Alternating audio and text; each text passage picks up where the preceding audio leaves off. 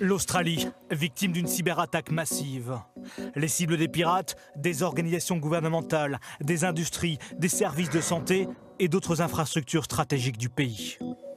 Des attaques dont les détails restent secrets et qui durent depuis des semaines. Elles se sont intensifiées ces derniers jours.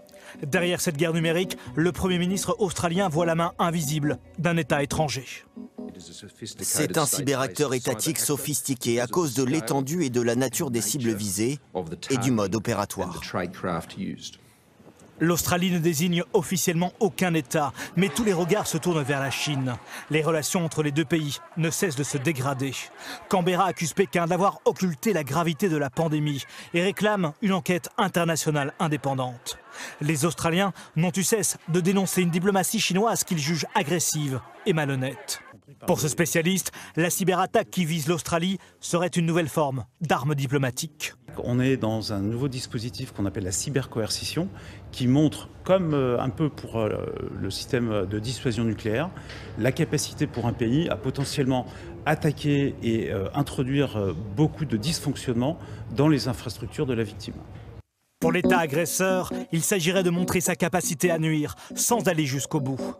Sans commenter l'attaque en Australie, la Chine s'est contentée de dire qu'elle était opposée à toute forme de cyberattaque. La cyberattaque qui touche actuellement l'Australie est d'une ampleur exceptionnelle, à en croire son Premier ministre, Scott Morrison.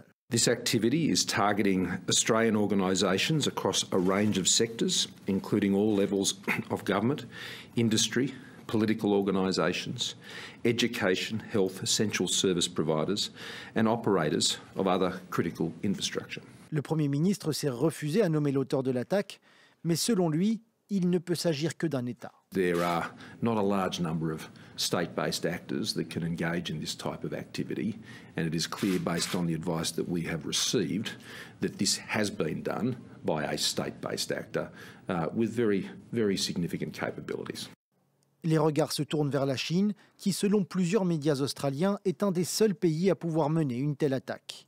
La Chine est accusée depuis des années de vouloir interférer dans la politique et l'économie australienne, mais les relations entre les deux pays se sont fortement dégradées lorsqu'en mai, le Premier ministre Scott Morrison a réclamé une enquête internationale indépendante sur les origines du coronavirus.